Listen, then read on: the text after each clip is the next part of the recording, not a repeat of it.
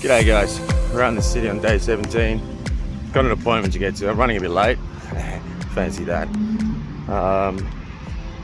So we'll see a bit more on the way out. But yeah, there's all this construction work going on here, so it's the beautiful part I was going to walk through. Thought I'd explain this quickly as well while I'm at one. So that is an oval. It might explain why I keep calling the football pitch near me an oval, because everyone in Oz calls any pitch an oval because their Aussie rules are an oval shaped pitch. So they run around in circles basically chasing a ball. So it's a bloody beautiful day out here for a change. Very happy with that. Been about a week of like glum weather, gloomy weather in the summer, so that just sucks. No one wants that. Just makes you feel alive.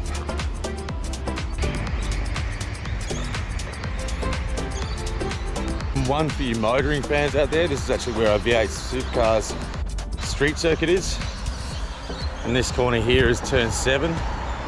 Obviously the dividing in the middle is taken out, but the cars go down this straight really hard, hit this apex really quickly, and then go right out to the outside wall over there.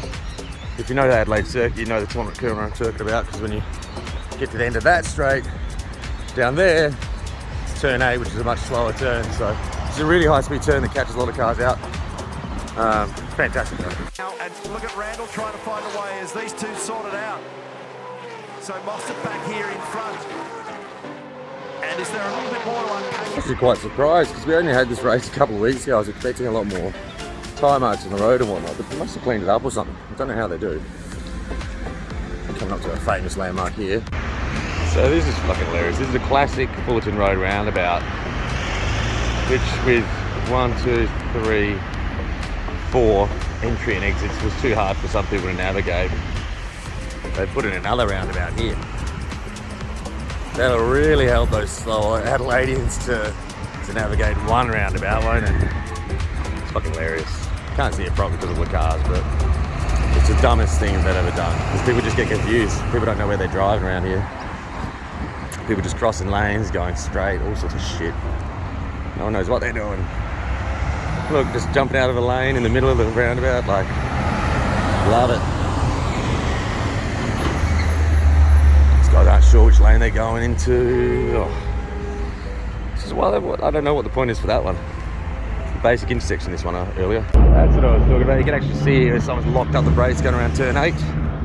Quite hefty lock up there. Going around all the way over there. Oh, watch out what people are doing around here. Still see half the grandstands are up over there as well. He said the race was only on a couple of weeks ago. All that. I didn't fully see it as they were negotiating turn 7. I reckon that Chaz probably should have given the throttle. Now, I wish I came here before they started dismantling the track, because I can't actually work out which corner this is, but I think it's around turn 9, 10. Down onto that back straight into the hairpin up there, around onto the front straight. Just walk around and check if anything's still there. Brock's move at turn 6 was completely fine, but I'm sure... Sorry if this doesn't interest some of you guys, but I do love motor racing. I have a little bit of an issue with the noise and my head and anxiety at actual races. It was nice to be out where the track was and the boys were racing just a couple of weeks ago.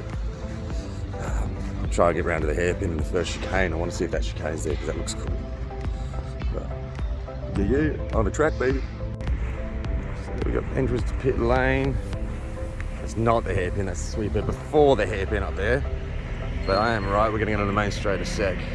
Here we go. Brock Feeney has managed to... As you see there, that's your pit lane entrance.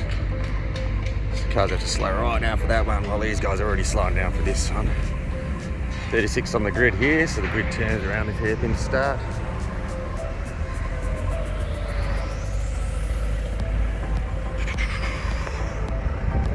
That's right.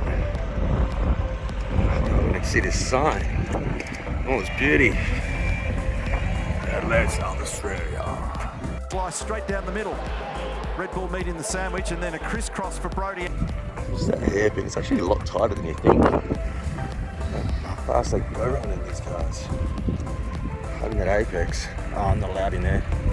Bugger! Let's see if we can find that first chicane, if there's any chicane set up. Such a wild start to the race. Robbie Williams was here. Now, I'm not a huge Robbie Williams fan or anything, but I think that would have been a good show to see. Saw a lot of the coverage of the news when he was doing his tour around here, and I didn't even realise he was at the 500 until the day after. I was like, that would have been crap. I just think it would have been a good festival show to see. You could do a good stage show, you know. I mean, I'm not into that kind of music, but I saw Katy Perry with the wife years ago, and that was a great show. It's not my kind of shit, but it was fun.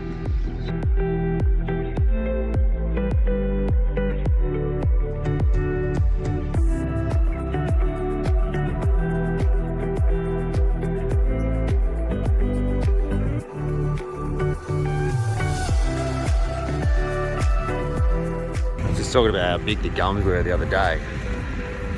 This is an example of one that's either fallen down. Looks like it's fallen down in a storm recently, to be honest. Maybe crushed this fence here as well.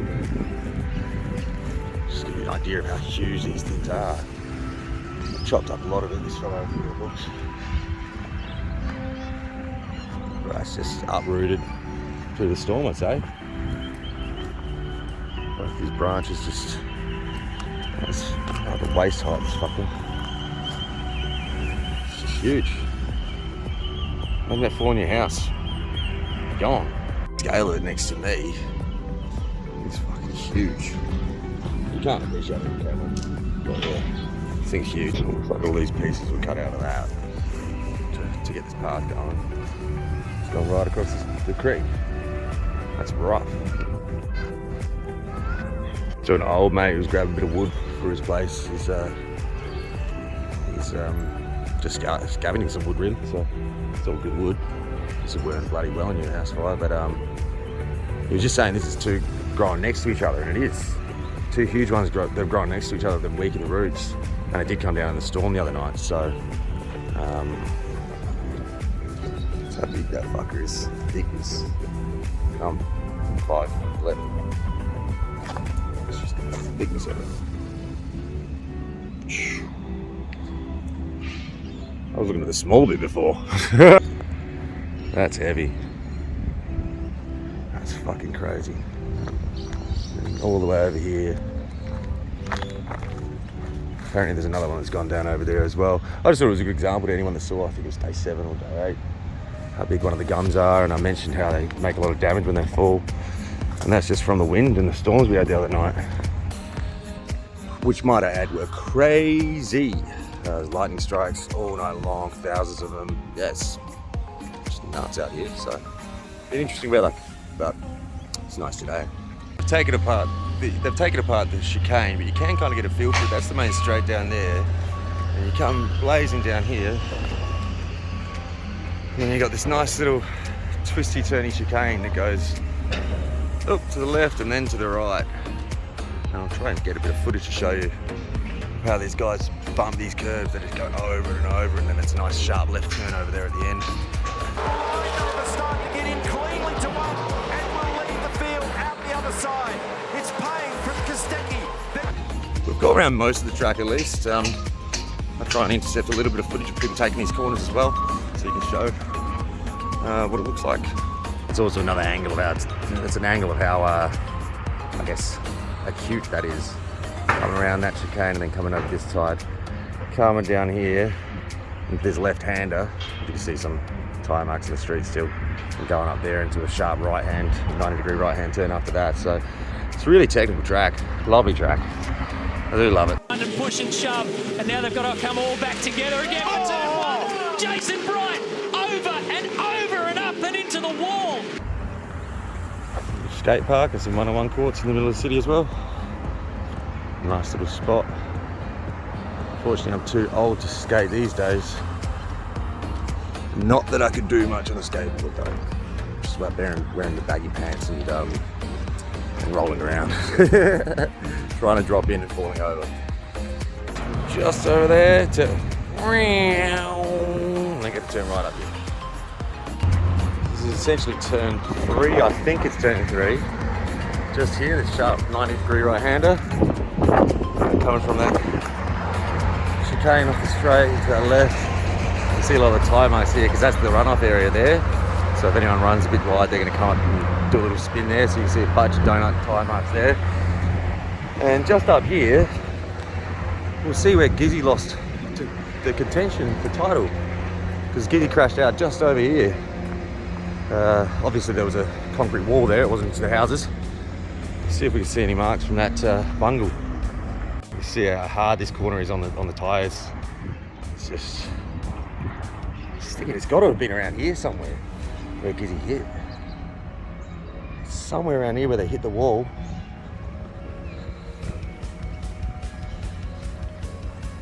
Maybe even up here. Came out the other side in the primary position.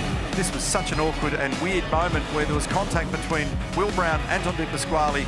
Will hits the wall on the outside and then headlong into the wall that comes back at an angle. Yeah, it was quite an exciting first lap of the race, that. A few of them just hit the wall right in that sharp one. Then you got a sharp left-hander here. So you turn from a couple of straights, it's 90 degree right, 90 degree left. It's a very, very technical circuit, and you've got concrete walls either side of you. Everybody up into turn number 4, Kostecki dives to the inside. Has a bit of a think about it, but cannot get the job done. Matt's on the ideal race line. They're all nose to tail through 5. We've almost done the whole track, because that's turn 4. Then we're up at turn 5 here. Yeah, obviously these guys are coming around this apex and then trying to come back out this way to then get up enough braking to get back in there. It's or do they go further out? I think they actually go over to past those trees and go to East Terrace. I can't remember now. Yeah, they do. Yeah, they're going to East Terrace there. They get through. They crashed yesterday in that zone, but they get through safely today. Then they go into turn 6, going back onto that main straight, which we started on, which leads to turn 7, that wide bending one. So I'll stop talking about the track now. But it's a passion of mine. I do actually like racing the Adelaide Circuit in a lot of different games just to get used to it. I've never actually really walked around the whole circuit itself. Never actually done the walk around. Obviously when it's set up you can't get in here. But I know the track anyway, so it's actually fun to just do a walk around of the circuit. Quite enjoyed that. Hope you did too. No way. We have a disc golf course out here. Hole 3 and 12. I didn't know we had disc golf out here. There's another hole over there. Oh, I gotta get some discs. I want to play disc golf forever. Fuck yeah. New hobby incoming. Disc golf, baby. You're just like Bert Kreischer, without a fat. So this is actually turn 6 here. And as you can see, still got the ripple strip in the middle. And they could have made that corner a lot wider, but it's a part of that technical part of the track still. And they go down that main straight, which takes us to turn 7, like I was talking about before. He'll be kicking himself because he got a really good jump and then way too much wheel spin. Excellent start, Matt Payne. Cold tyres out there. And you can see Feedy working the car around the Red Bull car to try and get some temp and pressure up as quick as he can.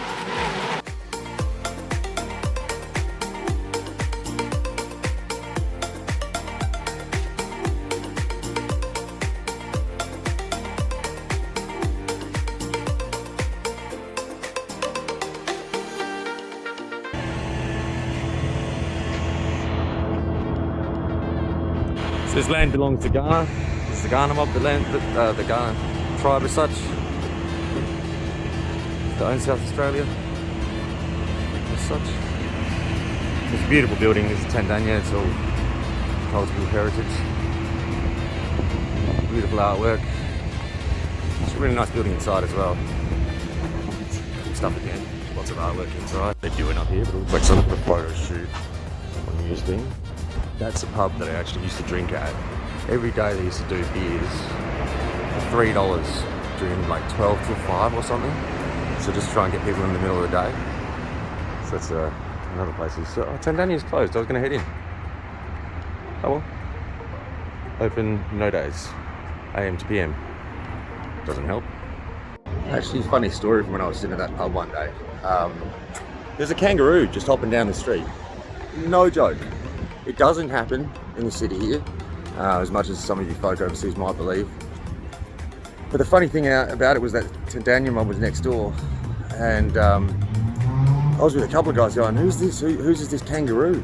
And a guy comes out of there and he's like, "What, is my roo out?" I was like, "What do you mean your roo?" So he had a kangaroo in there, and he goes back inside and he comes out and goes, "Nah, it's not my roo." And I was like, "Where's this fucking roo come from?" Just hopping around the city. But it went into a building down there, and they closed the gate, and we called the RSPCA to sort of notify them, let whoever knows should know.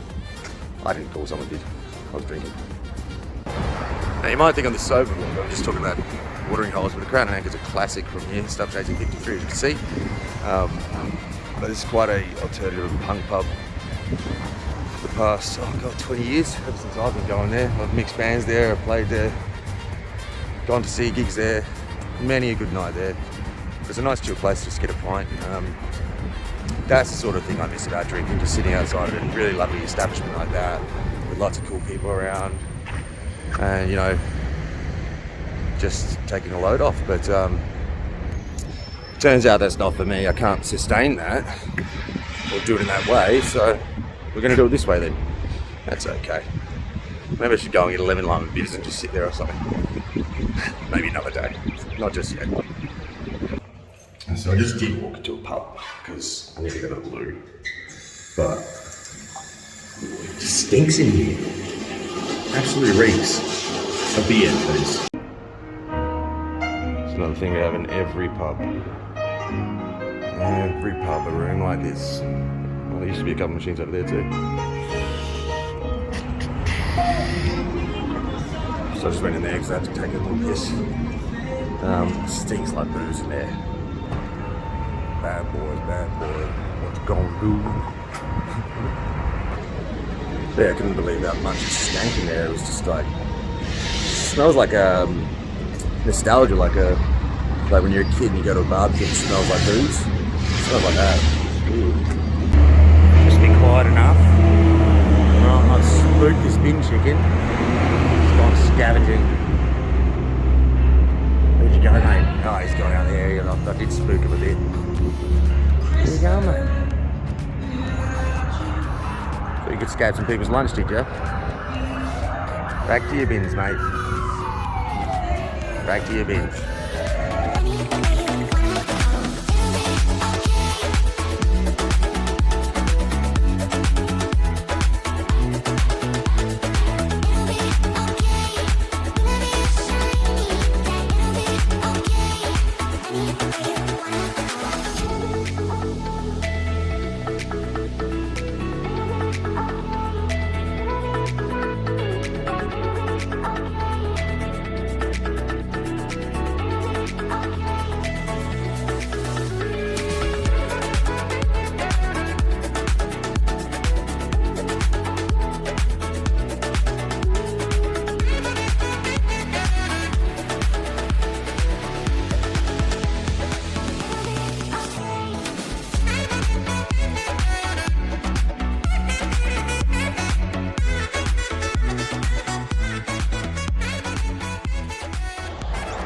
Notice that spot behind me, won't you?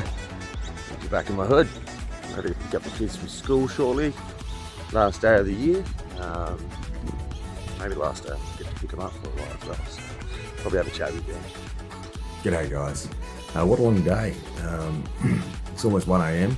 I should be in bed already, but I've just finished editing up today's footage. So for sticking through it, I thank you. I appreciate you. I had a really good day today. I was supposed to do a little bit more this afternoon, but I realised how much footage I had when I got home. I was like, geez, I've got to edit this up.